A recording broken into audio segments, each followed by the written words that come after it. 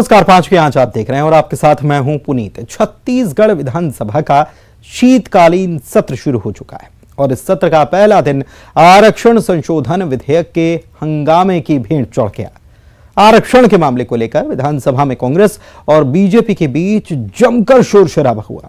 इसके बाद अध्यक्ष डॉक्टर चरणदास महंत ने विधानसभा की कार्यवाही 3 जनवरी तक के लिए स्थगित कर दी। एक रिपोर्ट देखिए। छत्तीसगढ़ विधानसभा के शीतकालीन सत्र का पहला दिन हंगामे की भेंट चढ़ गया। सत्ता पक्ष और विपक्ष के बीच तीखा नोकझोंक हुआ। आज पहले दिन आरक्षण के मुद्दे को लेकर दोनों पार्टियां एक दूसरे के ऊपर आरोप लगाने में लगी रही। वहीं हंगामे की वजह से विधानसभा का सत्र फिलहाल कल तक के लिए स्थगित कर दिया गया है। शीतकालीन सत्र स्थगित होने के बाद बीजेपी और कांग्रेस दोनों पार्टियों के विधायक सदन से बाहर निकले और एक दूसरे के खिलाफ जमकर नारेबाजी की। बीजेपी ने कांग्रेस पर आरक्षण विरोधी सरकार होने का आरोप लगाया कि क्वांटिफाइड डाटा आयोग की रिपोर्ट ही आरक्षण का आधार बनेगी और ये सरकार क्वांटिफाइड डाटा आयोग की रिपोर्ट किसी को भी नहीं उपलब्ध करवा रही है। ये सरकार आरक्षण देना नहीं चाहती। हाई कोर्ट में कौन गया था आरक्षण को रद्द कराने के लिए? वो आज अनुसूचित जाति आयोग का अध्यक्ष है। पिछड़े वर्ग के आरक्षण को रद्द कराने के लिए कौन गया था? वो कबीर पीठ का अध्यक्ष है। तो ये सरकार खाली लोगों को गुमराह कर रही है, वास्तव में आरक्षण देना नहीं चाहती। हम चाहते हैं कि सरकार ने विधेयक पारित कराया है तो सरकार आरक्षण दे। वहीं कांग्रेस ने भी भारतीय जनता पार्टी मुर्दाबाद के नारे के साथ बीजेपी को आरक्षण विरोधी बताया। सत्ता पक्ष ने आरक्षण पर विपक्ष के रवैये की आलोचना की। हम राज्यपाल के ऊपर कोई टिप्पणी नहीं किए। हम भारतीय जनता पार्टी के ऊपर टिप्पणी है, भारतीय जनता पार्टी के ऊपर लड़ाई है। भारतीय जनता पार्टी ने गुमराह कर रही है, भारतीय जनता पार्टी ने दबाव डाल रही है, भारतीय जनता पार्टी में राजनीति कर रही है। भारतीय जनता पार्टी के दबाव के कारण राजभवन को राजनीति कर रहे हैं। आरक्षण के मुद्दे को लेकर कांग्रेस ने जन अधिकार रैली निकाली है। कांग्रेस का दावा है कि 1 लाख से अधिक लोग इस रैली में शामिल होने वाले हैं। 2 दिसंबर 2022 को सदन में आरक्षण संशोधन विधेयक पारित हुआ था, जिसके बाद यह विधेयक राज्यपाल के पास हस्ताक्षर के लिए गया था, मगर अभी तक आरक्षण विधेयक पर राज्यपाल के दस्तखत नहीं हो सके हैं, जिसके बाद से ही प्रदेश में सियासी घमासान मचा हुआ है। Bureau report, news 18। और आइए इसी मसले पर करते हैं चर्चा। हमारे साथ अनुराग अग्रवाल, सह मीडिया प्रभारी बीजेपी के, जुड़ चुके हैं। अनुराग जी, बहुत स्वागत है आपका। लेकिन ये बात आज आरक्षण को लेकर जो हम कर रहे हैं, विशेष सत्र से शीतकालीन सत्र भी आ गया, महीना भर बीत गया, लेकिन अभी तक कोई हल इसको लेकर निकल नहीं पाया है और आज भी हमने देखा कि हंगामा हुआ है। क्या हल निकल पाएगा? पुनीत जी, सबसे पहली बात तो कोई हल सरकार ने प्रस्तुत किया ही नहीं था। सरकार ने तो समस्या प्रस्तुत की थी। आज विधानसभा में हमारे विधायक महोदय ने कहा कि जब ये विधेयक लाया गया था तब इस विधेयक में कहा गया था कि प्रदेश के वंचित वर्ग के लोगों को उनके क्षमता और उनकी जनसंख्या के अनुसार से पर्याप्त आरक्षण नहीं मिल रहा है, अतः क्वांटिफाइबल डाटा आयोग की रिपोर्ट के अनुसार हम यह विधेयक प्रस्तुत करते हैं। इसमें कितनी हास्यास्पद बात है कि ये सरकार आरक्षण ले तो आई, लेकिन जिसको उन्होंने आधार बनाया वह क्वांटिफाइबल डाटा आयोग की रिपोर्ट सदन में प्रस्तुत ही नहीं की। इस बात को भारतीय जनता पार्टी ने पिछले समय भी सदन में रखा था। साथ ही इस सदन में भारतीय जनता पार्टी ने मांग की थी कि आप अपने जन घोषणा पत्र के अनुसार एससी वर्ग का जो आरक्षण 16% है वो दीजिए और आर्थिक रूप से पिछड़े वर्गों का आरक्षण 4% उसे 10% कीजिए। लेकिन ये सरकार इन आपत्तियों को दरकिनार करते हुए विधेयक लेके आई। देखिए, भारतीय जनता पार्टी आरक्षण की पुरजोर समर्थक है, इसीलिए सर्वसम्मति से यह विधेयक उस समय सदन में पास हो गया था। लेकिन इस विधेयक को सरकार आरक्षण देना नहीं चाहती थी, इसलिए जो इस विधेयक का आधार था क्वांटिफाइबल डाटा आयोग की रिपोर्ट, ना उन्होंने उसे सदन में पेश किया। और उसके बाद जब समाचार पत्रों में जैसा ज्ञात होता है कि माननीय राज्यपाल महोदया ने विभिन्न बिंदुओं पे प्रश्न उत्तर मांगा, तो इन्होंने राज्यपाल महोदया के सामने भी वो डाटा रिपोर्ट प्रस्तुत नहीं की है। पहले दिन से ही ये सिर्फ उस पर राजनीति कर रहे हैं। आप देखिए पुनीत जी, 19 सितंबर को जब हाई कोर्ट ने 58% आरक्षण पे स्टे लगाया, उसके लगभग 75 दिन के बाद ये विधेयक लेके आए। इन 75 दिनों में उसे देरी नहीं हुई। इस 75 दिनों में प्रदेश के जो युवा, प्रदेश में जो शून्य आरक्षण की स्थिति थी, तब इनको दिक्कत नहीं हुई। 2 तारीख को ये आरक्षण पास करते हैं, वो भी एक विधानसभा चुनाव के कारण आनंद फानन में, और दूसरे दिन से राजनीति चालू हो जाती है। और राजनीति का स्तर तो इस सरकार ने इतना गिर गया है कि इनके मंत्री कहते हैं कि राज्यपाल महोदया आदिवासी होने का ढोंग कर रही है। मुख्यमंत्री जी कहते हैं कि राज्यपाल के विधि सलाहकार प्रदेश की सबसे बड़ी पंचायत विधानसभा से बड़े हो गए हैं। अरे मुख्यमंत्री जी, अगर स्वयं प्रदेश की सबसे बड़ी पंचायत विधानसभा का सम्मान करते हैं तो उन्हें वो क्वांटिफाइबल डाटा आयोग की रिपोर्ट प्रस्तुत करनी चाहिए।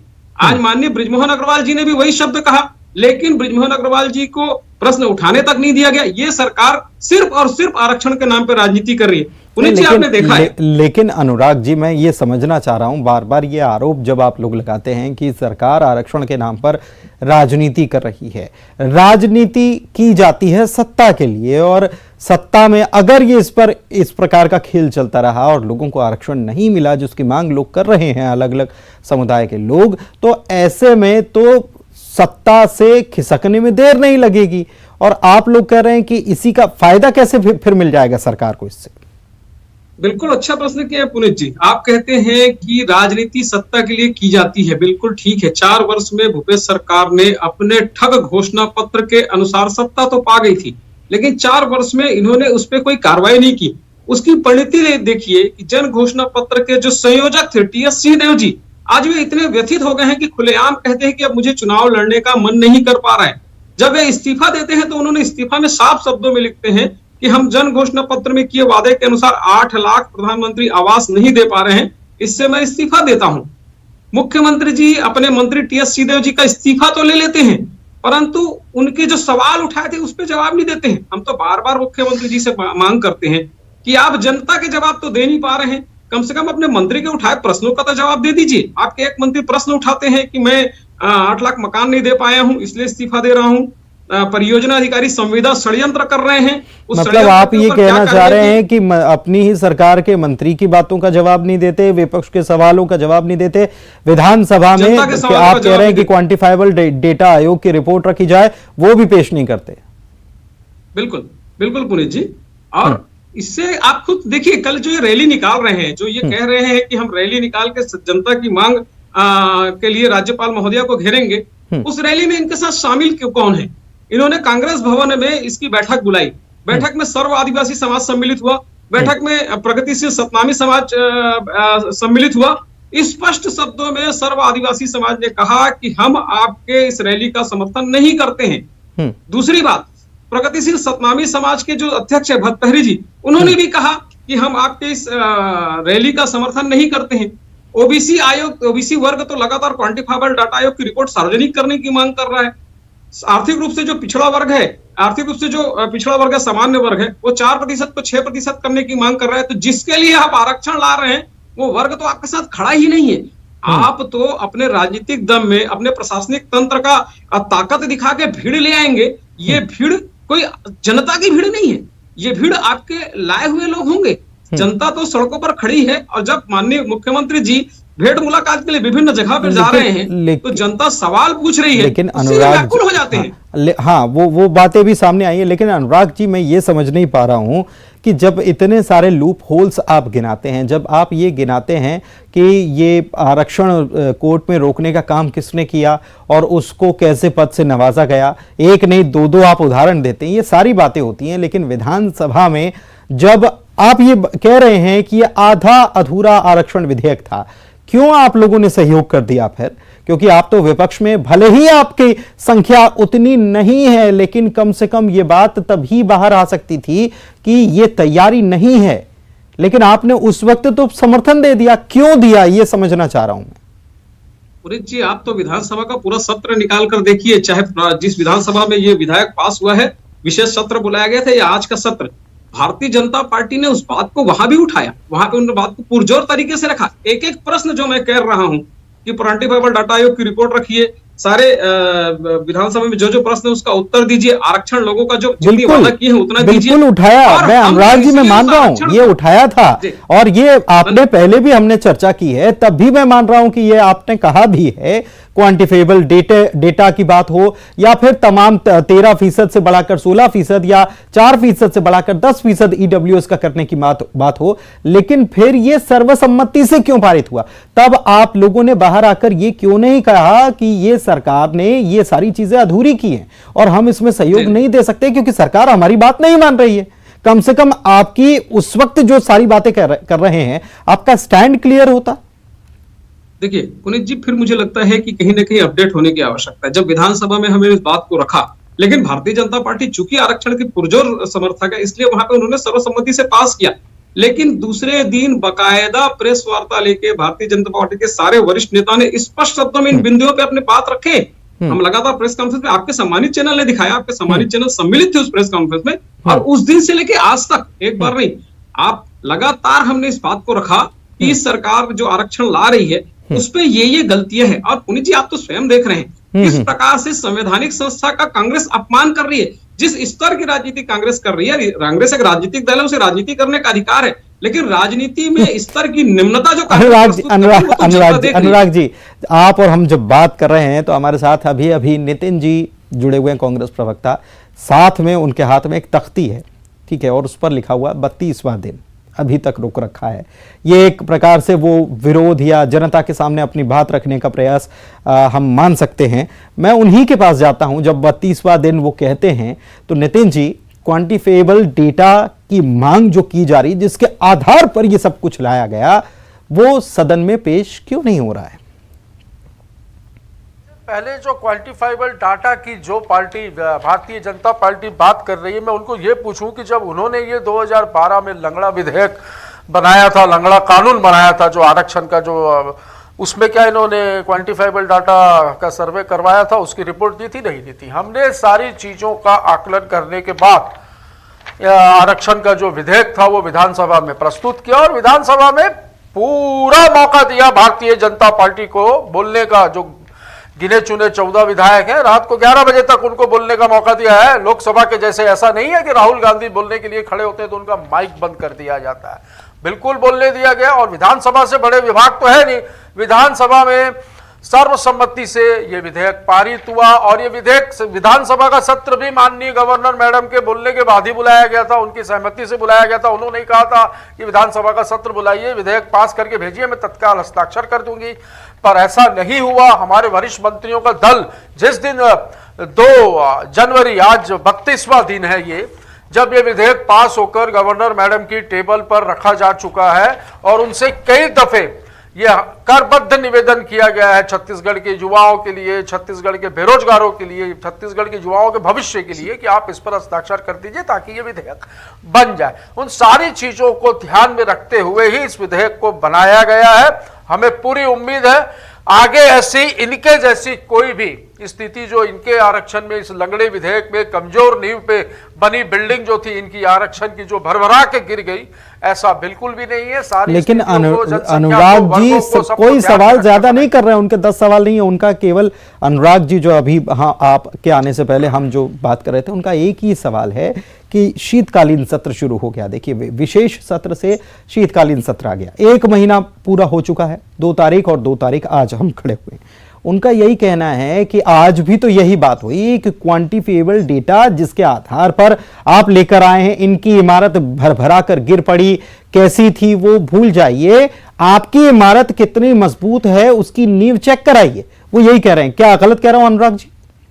नहीं, बिल्कुल मजबूत नींव पे खड़ा किया है हमने। ये आप बिल्कुल देख लीजिएगा, इसको कोई चैलेंज नहीं कर पाएगा। इतना मजबूत विधेयक हमने, इसकी नींव जो डाली है इस विधेयक की इतनी मजबूत है, इनके जैसी नहीं है। क्वांटिफाइबल डाटा भी है, सब कुछ है, बिल्कुल उसको भी सदन की पटल पर रखा जाएगा जब समय आएगा। ये ऐसे सदन में बदसलूकी करेंगे, चिल्ला चिल्ली करेंगे, सदन को चलने नहीं देंगे तो चर्चा कहां हो पाएगी। जिस भी विषय में इन्होंने आरोप लगाए, निराधार आरोप लगाए, सदन की कार्यवाही चलनी चाहिए और अच्छे ढंग से चलनी चाहिए, इनको भी सहयोग करना चाहिए। और मैं तो ये पूछना चाहता हूं, ये अनुराग अग्रवाल जी बैठे हैं, ये मुस्कुरा रहे हैं, ये मुस्कुराने का दिन नहीं है, ये चिंता का विषय है। एक बार भी भारतीय जनता पार्टी के किसी नेता ने ये नहीं कहा कि गवर्नर मैडम को इस पे हस्ताक्षर करना चाहिए या इसमें सुधार होना चाहिए, कुछ नहीं। बस ये एक रटा रटाया सा जो है राजभवन को जो है राजनीति का अखाड़ा बनाना चाह रहे हैं। और राजभवन से कोई बयान आए उसके पहले वो सेम बयान तो भाजपा की तरफ से आ जाता है। तो ये पार्टी के प्रवक्ता है कि राजभवन के प्रवक्ता है, पहले ये तय कर ले। जी पुनीत जी, मुझे लगता है सबसे पहले कांग्रेस और कांग्रेस के प्रवक्ता की गिनती गलत है। ये जो गिनती लेके तख्ती लेके बैठे हैं ना 32 दिन की, इसको पूरा करके इनको 104 दिन करना चाहिए। जब से हाई कोर्ट ने स्टे दिया है तो गिनती पहले पूरा करिए। 104 दिन हो गया, प्रदेश में शून्य आरक्षण की स्थिति है। इतनी बड़ी संवैधानिक दिक्कत का शायद मुझे लगता है किसी प्रदेश में नहीं आई होगी। मैं आम 104 दिन में जनता को एक बात, अनुराग दादा बोलने दो ना, मेरा एक आपका प्रश्न समय है बोलना भाई। ये 104 दिन में भाजपा इस का तरह ही क्या बहस करने योगदान और लगते हैं। क्या रोल रहा है इस आरक्षण पुनीत जी, को? आपसे अनुरोध करूंगा इस स्तर आप में बहस अपनी को, बात उनका जब रखिए, समय आप आएगा वो देखिए बोलेंगे। 104 ठीक है अनुराग जी, चलिए, बोलिए, आप चिल्लाइए। अपनी बात रखिए। अनुराग जी बात नहीं, उनको रखिए। चिल्लाने दीजिए। नहीं, कुछ अनुराग जी, भाई आप वो बात चिल्ला रखिए। लेंगे, परेशान हो जाते हैं। बात रखिए, आप अपनी मैं बात रखिए। अधिकारों की बात कर रहा हूँ। कोई टिप्पणी नहीं, बात या तो रखिए, उनका बात रखिए माइक बंद अनुराग जी। करिए, भविष्य के लिए या तो बात उनका माइक बंद बोल करिए, रहा तो बात हूं होगा आपसे। जिस नहीं, ठीक है, आप बात रखिए ना अनुराग जी। जनता का समय अनुराग, खराब हाँ, होगा। बात रखिए देखिए, आप। हाँ, देखिए पुनीत जी, जनता को पता होना चाहिए कि क्वांटिफाइबल डाटा आयोग है क्या। वास्तव में जब हाई कोर्ट ने, इन्होंने जब 27% आरक्षण दिया ओबीसी को, तब हाई कोर्ट ने उस आरक्षण को रोका और बोला कि 27% ओबीसी आरक्षण को कोई आधार नहीं है, आधार लेके आइए, उस आधार पे हम आरक्षण देंगे। तब सरकार ने क्वांटिफाइबल डेटा आयोग का गठन किया, जो ओबीसी की जनगणना करेगी। क्वांटिफाइबल डेटा आयोग का इन्होंने 7 बार 8 बार कार्यकाल बढ़ाया और विधेयक लाने के लिए इन्होंने क्वांटिफाइबल डेटा आयोग की रिपोर्ट मंगवा ली। अब एक बात बताइए, जिस बात को हाई कोर्ट ने कहा कि आप आधार नहीं लाएंगे तब तक हम आरक्षण नहीं देंगे, और उसी हाई कोर्ट के आदेश के खिलाफ ये सुप्रीम कोर्ट गए हैं, और सुप्रीम कोर्ट में ये समय लेके फिर इन्होंने अर्जेंट हियरिंग लगाई, उसके बाद इनके वकील समय ले गए। क्या वापस वो कोर्ट इनसे पूछेगा नहीं कि डेटा की रिपोर्ट कहाँ है? जब आप विधेयक, अरे दादा, फिर वही आपका समय आएगा बोलना मत। एक सम्मानित लोगों का समय खराब मत करो, मित्र, सम्मानित चैनलों का समय खराब मत करो। सत्यता आती है तो आप परेशान हो जाते हो। कि 6 साल आपके चलिए, सरकार इस तरह की में बात करने दीजिए, फिर मैं जवाब दूंगा। उनको इस तरह की बात करने दीजिए। करिए, इस तरह की बात करिए। आप में थोड़ी भी नैतिकता है, आदरणीय, आप इस तरह की बात करिए। गवर्नर मैडम को करिए, हस्ताक्षर करें, फिर मैं बात खत्म करूंगा। आप लोग आरक्षण के पक्ष में ही नहीं है, क्योंकि आपके मोहन भागवत आरएसएस प्रमुख कह चुके पूरे देश से आरक्षण हटा देना चाहिए। आप लोग आरक्षण के पक्षधर नहीं है। ये 2012 इस तरह की बात, मैं तथ्य की बात करूं कि आपका कुछ इस तरह की बात और बचा है। कमजोर नींव पर खड़ी इमारत जो खड़ी की थी वो गिर गई है। बोलिए साहब, मैं आपका समान साथ इस इमारत को हम खड़े मुद्दों से भागता नहीं हूं। करिए, इस तरह की बात करिए। मुद्दों की बात कर रहे हैं। मुझे तथ्यों पे जवाब देने का मौका दीजिए पुनीत जी, या तो उनका माइक बंद करिए या उनको मौका पहले दे दीजिए, फिर बाद में मुझे मौका दीजिए। नहीं, ठीक है, तथ्यों, नितिन जी, अरे भाई नितिन जी, बात कहीं और मत ले जाइए प्लीज, प्लीज बात कहीं और मत ले जाइए नितिन जी। सच सुन नहीं सकते हो, समय खराब करते हो। अरे नितिन, तथ्यों की बात कर रहे हैं। अच्छा, ठीक है, एक काम करते हैं नितिन जी, एक मिनट काम करते हैं। अनुराग जी, आप पॉइंट दर पॉइंट, आप बगैर निशाना साधे पॉइंट दर पॉइंट अपनी बात रखिए, नितिन जी से जवाब लेंगे, वो भी उन्हीं उसी हिसाब से, पॉइंट के हिसाब से, ठीक है ना नितिन जी? बिल्कुल, बिना आरोप लगाए मैं तथ्य रखता हूं। बिना आरोप, कांग्रेस प्रवक्ता का जवाब दे। हाई कोर्ट ने जब इसका ओबीसी का आरक्षण रोका था, तब हाई कोर्ट ने कहा था कि इस आरक्षण का आधार क्या है, उसका आधार तय करके आइए, तब आरक्षण हम देंगे। उस हाई कोर्ट के आदेश के खिलाफ ये सुप्रीम कोर्ट गए, और अभी तक सुप्रीम कोर्ट में राज्य सरकार ने मामला रखा है। उसके बारे में अभी तक राज्य सरकार कुछ नहीं कह रही। पहला तथ्य, उस बारे में इनका क्या कहना है, इसका जवाब दे। दूसरा तथ्य, राज्य सरकार ने ओबीसी की जनगणना के लिए क्वांटिफाइबल डाटा आयोग का गठन किया। उसकी जो रिपोर्ट आई है, जिसके आधार पे ये विधेयक आया है, उसे ये सदन में रखते क्यों नहीं? जब मुख्यमंत्री जी स्वयं कर रहे हैं, सबसे बड़ी पंचायत है, तो उसको सदन में रखने में दिक्कत क्या है? क्योंकि क्वांटिफाइबल डाटा आयोग का रिपोर्ट अगर सदन में नहीं रखाएगा तो आरक्षण टिकेगा कैसे, ये मुझे बताएं।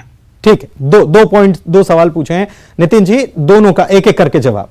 पहले सुप्रीम कोर्ट जब गए हैं तो उसका क्या स्टेटस है, सरकार क्या कह रही? क्योंकि वहां पर भी रिपोर्ट तो आपको रखनी पड़ेगी, हाई कोर्ट को चुनौती दी आपने। देखिए, वो एक न्यायिक प्रक्रिया है जो हमारे अधिवक्ता देख रहे हैं। ठीक, उसमें भी हम मजबूत ही है। क्वांटिफाइबल डाटा का गठन किया, ये बोल तो रहे हैं, एक्सेप्ट तो कर रहे हैं, इन्होंने तो कुछ किया ही नहीं था। मैं तो शुरू से कह रहा हूं ना पुनीत जी कि लंगड़ा विधेयक और कमजोर नींव पर खड़ी इमारत आरक्षण की इन्होंने खड़ी, वो ढह गई ना सर। कोई लिखा पढ़ी नहीं थी, कोई साक्ष्य नहीं थी। यही तो उस समय भी कोर्ट ने पूछा था जब याचिकाएं लगी थी, और जितनी याचिकाएं लगी थी उसमें से आधे से ज्यादा तो आरएसएस के लोग थे उसमें। तब भी तो कोर्ट ने जो सवाल जवाब किए थे, ये जवाब नहीं दे पाए थे। उसकी कुणाल शुक्ला आरएसएस का नहीं था। हमने मजबूत आधारों के साथ ये विधेयक बनाया है, इस विधेयक को पारित किया है, और सर्वसम्मति से पारित हुआ है, जिसमें आपके 14 विधायक भी विधानसभा में शामिल थे। नहीं, लेकिन एक चीज नितिन जी, एक चीज मैं समझ नहीं पा रहा हूं, हमने बहुत मजबूत किया है, हमारी तैयारी पूरी थी, हम कुछ नहीं जानते, हमने सब अच्छा किया, हम कुछ नहीं जानते, ऐसा करने के बजाय अगर विपक्ष कुछ सवाल उठा रहा है जिस क्वांटिफाइबल डेटा की मांग कर रहा है, जिसके आधार पर आपने रखा है, सदन में कब रखेंगे ये वो पूछ रहे हैं अनुराग जी। रखेंगे, ये सदन की कार्रवाई चलने तो दें। ये सदन की कार्रवाई शुरू होती है तो गला फाड़ फाड़ के चिल्लाते हैं, ये चलने देते हैं क्या? कभी वो बहिर्गमन कर देते हैं, तो कभी भाग जाते हैं, तो कभी बाहर जाके धरने में बैठ जाते हैं। भाई पॉइंट टू पॉइंट चर्चा अरे तो करो। फिर आप कहते हैं कि ये तो मुट्ठी भर हैं, 14 ही हैं, आप रख दे, तभी रख दें।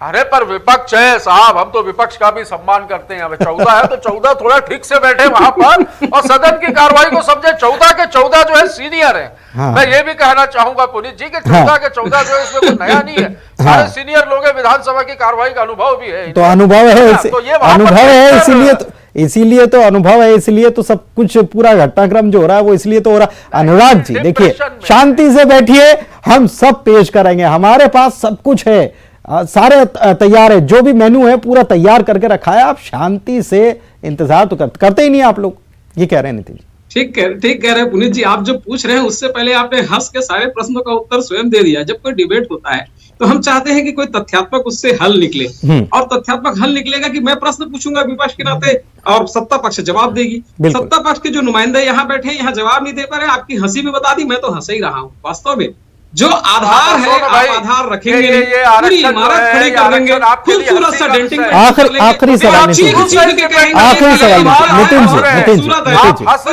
जी, देखिए बहुत गंभीर बात मामला। नितिन जी आपने नितिन जी कहा था शुरुआत में ही अनुराग जी को कि आप मुस्कुरा रहे हैं लेकिन मामला गंभीर है, फिर आपने 32वां दिन दिखाया। मैं ये कह रहा हूं सर आपसे, नितिन जी मैं ये कह रहा हूं कि इसका उपाय, इसका निराकरण सत्ता पक्ष की तरफ से, विधानसभा चल रही है, क्या सत्ता पक्ष निकाल रहा है, क्या करने वाले हैं आप? सत्ता पक्ष ने जनता को भरमाने के लिए नहीं भरमाने का काम आपने किया था, वो भरम गए और आप लोगों की वजह से ही आज ये स्थिति निर्मित हुई। हम तो ठीक करने का काम कर रहे हैं भाई साहब। सत्ता पक्ष ने इसके लिए विशेष सत्र बुलाया था, सर्वसम्मति से विधेयक पारित करवाया था, क्वांटिफाइबल डाटा और सारी चीजों का विश्लेषण किया गया था, जाति का, धर्म का, विशेषता सभी लोगों से चर्चा करने के बाद इस विधेयक को विधानसभा में लाया गया। देखो अभी भी हंसी आ रही है इनको, चलिए सीरियस नहीं है। ठीक है। मैं तो एक चीज बोलूं आपको, नहीं किसी का चेहरा मुस्कुराता हुआ हो सकता है। ठीक है, मेरी बात सुन लीजिए। ये मुस्कुराने की वजह है क्या? नहीं जो प्रदेश की जो स्थिति है मुस्कुराने जब ना कांग्रेस के नुमाइंदे हंसी कैसे आती है? मैं तो ये सोच ठीक सर, ठीक। कुल मिलाकर आप जब नहीं अनुराग जी नितिन जी जब कह रहे हैं तो इस बात पर हमको थोड़ा सा भरोसा तो करना चाहिए। आप विपक्ष हैं, उन्होंने कहा है कि हम पेश करेंगे रिपोर्ट, हम पेश करेंगे, सब तैयार है, आप शांति रखिए थोड़ा सा। अब देखना होगा, देखिए समय की सीमा यहीं तक इजाजत दे रही है मुझे भी, तो हमें भी इंतजार करना होगा। विधानसभा की कार्यवाही 3 तारीख तक के लिए स्थगित कर दी गई है। अब देखना होगा कि आगे जब शुरू होगी कार्यवाही तब क्या होता है। बहुत शुक्रिया आप दोनों का चर्चा में शामिल होने के लिए। नमस्कार।